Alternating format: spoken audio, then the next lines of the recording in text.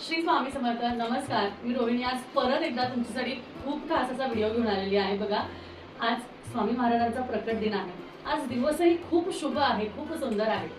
भरपूर ताईंनी, दादांनी अगदी महाराष्ट्रभरात, पुण्यात, नाशिक, मुंबई, कोल्हापूर, अगदी महाराष्ट्राच्या बाहेर भारतभरात, पंजाब, जम्मू, त्याचबरोबर खाली केरळ इथे सुद्धा आपल्या स्वामींच्या मूर्त्या मागवलेल्या आहेत आणि आज त्यांनी सगळ्यांनी आपल्या घरी स्थापना केलेली आहे.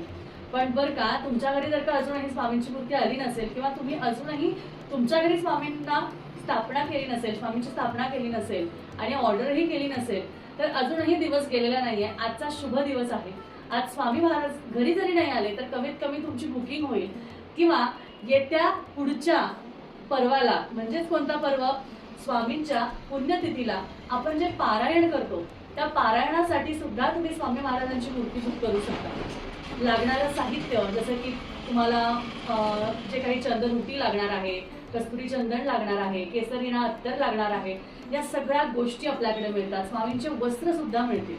त्यामुळे नाराज होऊ नका. प्रकट दिनाला जरी स्वामी आले नाही तर स्वामी पुण्यतिथीच्या आधी पारायण आपण 7 दिवसाचं गुरुचरित्राचं करतो आणि त्या गुरुचरित्राच्या पारायणासाठी लवकरच स्वामींना आपल्या घरी घेऊन